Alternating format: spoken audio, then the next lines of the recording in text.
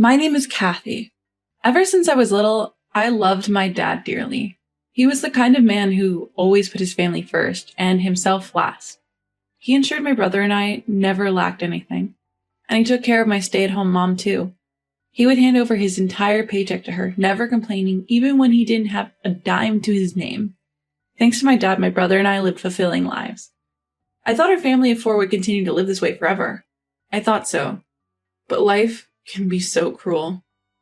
Suddenly, I lost my dad, the man I loved so much. It was just when I was in my senior year of high school and my brother was in 8th grade. That day, like any other, Dad left for work as usual, but then he suddenly collapsed at his workplace and was rushed to the hospital. By the time my brother and I got to the hospital, Dad was already gone. Mom arrived an hour later. My brother and I were sobbing uncontrollably, but Mom? She was strangely calm. She was shocked by the sudden death of Dad, sure, but she shed no tears. Mom, what are we going to do now Dad's gone? I asked her. Mom was a stay-at-home wife, which meant she had no income. That means no income. Without Dad, how could our family survive? But Mom didn't answer my question. Mom, are you listening? Dad's dead. Then Mom let out a big sigh and bluntly said, "What's done is done. Can you stop crying so loud? It's giving me a headache." Wait, what? What did she say? What's done is done? About Dad's death? Sure, no one could have predicted or prevented such a thing, but to talk about Dad, who supported us all these years, like that, is just too cruel. For the first time, I felt a surge of disgust towards my mom. I had always felt that Mom was spoiled and overly reliant on Dad, but to maintain her indifference even in such a situation, Mom laughed scornfully at my glaring face. What are you glaring at? It's not like it's my fault he's dead. And so, our nightmare began. Because as soon as Dad's funeral was over, Mom started bringing strange men into our home. We were living in a rented condominium, and the room that Dad used to use was taken over by one of these men. Our everyday life took a dramatic turn. Mom and her lover treated my brother and me like nuisances. They would raise their voices at us if anything didn't go their way. Mom just watched with a smirk without scolding the man. The hellish situation went on for months, and my brother and I were at our breaking point. Mom had always managed all of Dad's salary, saving a portion of it in her own bank account while cutting down Dad's allowance. It seemed she was using that money to have fun with her lover. We couldn't take this life anymore. I had to change our situation for my brother's sake. With this in mind, I decided to look for a part-time job. I was ready to give up on college, planning to work immediately after high school. As I was contemplating all this, a man claiming to be a lawyer showed up one day. "This was commissioned by your father before his passing." He then pulled out Dad's will. Dad left a will? Mom appeared taken aback by the lawyer's sudden visit, unaware of the truth he was about to unveil. The lawyer clarified the situation to us. "Your father had realized that something was wrong with his health early on, but he believed that if I don't work, we'll be in a bind. So, I want to leave something behind for a rainy day." As the lawyer unsealed our father's will, he explained it in layman terms. "Your father intended to divide his 20 million fortune by giving 10 million to Mom and 5 million each to you kids." Mom, upon hearing this, eagerly addressed the lawyer. "So when do I get the money?" "As soon as all the official proceedings are complete. The funds should be transferred shortly." Without skipping a beat, Mom prepared a pen and signed the necessary documents. The talk was complex for us kids, but we decided to accept our father's legacy gratefully. A few days later, my brother and I made the decision to leave the house. I started to consider what would be essential for us living on our own and what the bare minimum actions would be. If we were leaving the house, we needed to find a new place to live. But would anyone be willing to rent a property to high school students? While pondering, I remembered that the parents of a middle school friend owned an apartment. The next day, I visited their house promptly, explained the situation, and asked, "So, since we have our father's legacy and I plan to start a part-time job, could you introduce us to a good apartment?" In response, my friend's parents proposed, "Since we can't legally lease to high school students, how about we rent you a room in our apartment? You just need to pay the monthly rent." Yes, I'd be grateful. Thank you so much. My friend's parents were worried until the end, but when they perceived my strong determination, they finally encouraged me, saying, "You can count on us anytime you need help." That night, I brought up the matter to Mom. "Mom, Sam and I are planning to leave the house soon." What are you planning to do?" "We're going to live together, just the two of us." I supposed our affairs didn't matter to Mom in the least. Without even looking at me, Mom dismissed us nonchalantly. Well, do as you please. I couldn't care less what happens to you two. It'll actually be better without you two around, so you won't get in the way of my time with him. At that moment, my barely lingering affection for Mom crumbled completely. Okay, I understand. Thanks for everything, Mom. With a heavy dose of sarcasm towards Mom, I left the house I'd lived in for years. The start of living with my brother, this turned out to be way more challenging than I imagined. Early morning paper routes, then school, and a part-time job at the supermarket after returning home. I didn't want to touch the money left by our father, so I tried to cover living expenses with my part-time wage as much as possible. At the supermarket, they gave me the box meal scheduled for disposal. That became our dinner. I knew my brother, being a middle schooler, would want some fun, so I gave him a modest monthly allowance. Here you go, Sam. This is your allowance for the month. But you hardly spend anything on yourself. Don't worry about me. Having fun is an essential experience too, you know? Despite his reservations, I insisted on giving my brother his allowance. I felt guilty about the financial constraints he had to endure because of me, so I wanted to do at least the bare minimum for him.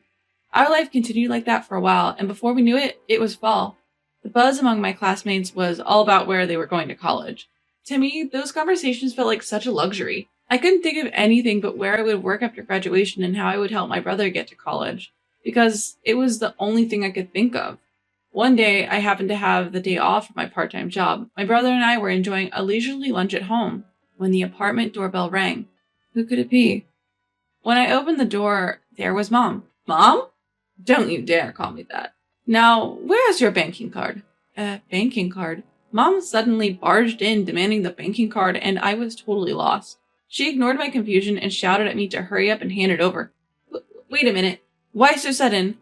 Even though I tried to ask, she wouldn't listen. She even went so far as to march straight into the house, rummaging through the rooms. Hey, Mom, stop it! My brother tried to stop her, but she just pushed him aside with a curt, "Shut up." I rushed to my brother's side, pleading with Mom to stop. Eventually, she found the banking card in a drawer. After checking the untouched balance in the account, she smirked. Oh, there's quite a bit left. You're just like me, doing so well. How admirable. Disgusted, I glared at her, and that must have irked her because she shoved me next. What's with that look? Just do as I say, I'm your mother. She left with our banking cards. I felt so helpless and sank to the floor. Why? After all the hard work to get this far, why does she have to ruin everything again? The peaceful life with my brother that I had finally managed to grab. I worked so hard without even touching our father's inheritance, all for my brother's future. Sis, my brother comforted me as I cried. I felt pathetic for not being able to protect my only brother. Just then I remembered something. The one letter that the lawyer had given me when he visited a while back. He asked me to give this to you without letting Mom know. Open this only if you're in trouble, he said. The lawyer, seemingly aware of this situation with Mom, had discreetly handed me an envelope. Life with my brother had started right after, and in all the bustle, I completely forgot about it. I opened the letter from my deceased father and read its contents. It was an address. It was somewhere far away from where we lived, an area completely unknown to us. However, I figured there must be a reason my father left it. I decided to go to that place with my brother. We got on a plane, and then we took a taxi from the airport. What awaited us was a house with a grand gate, something you'd only see in movies or TV shows. What is this gigantic house? My brother seemed overwhelmed by the sheer size of the house. As we stood there, a burly man came out from the inside. Who might you be? We found a letter from our father. Your address was in it. As we explained the situation, the man began to speak to someone on the phone. After a brief moment, the man changed his demeanor and said, Please come in, inviting us into the mansion. In the great room to which we were guided, an elderly woman was sitting alone. Upon seeing us, she greeted us. Kathy and Sam, right? Nice to meet you. I'm your grandmother. Grandmother? We were shocked, and we couldn't help but exclaim loudly.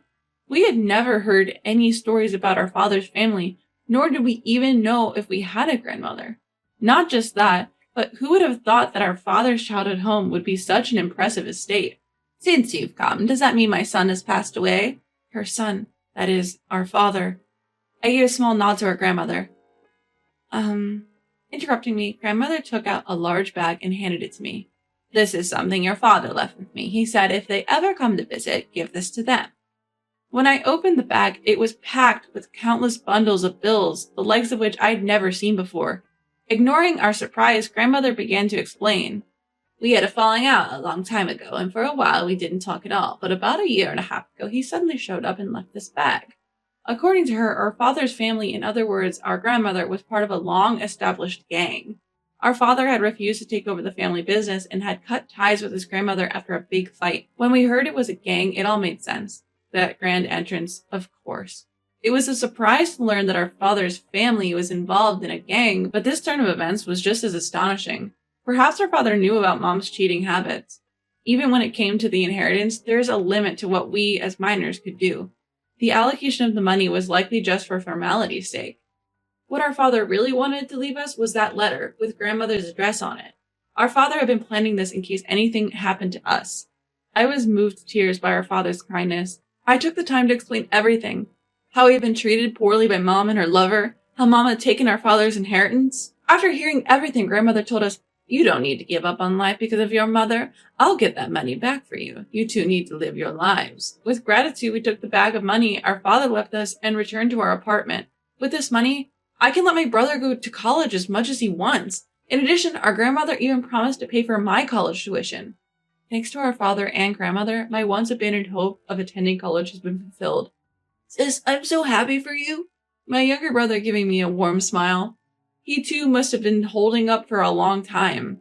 Sam, it's thanks to you sticking with me that we got through this. Thank you. As I thanked him, he shyly sniffled. A few days later, grandmother visited our apartment, returning the banking card Mom had taken from us. She had used one of her employees to locate Mom and get our card back. Indeed, quite the gangster. Thinking about it can be a little scary, but amusing at the same time. I made that woman promise she won't bother you two ever again. You can live in peace now. Thank you, grandmother. But how? That's not something children need to worry about.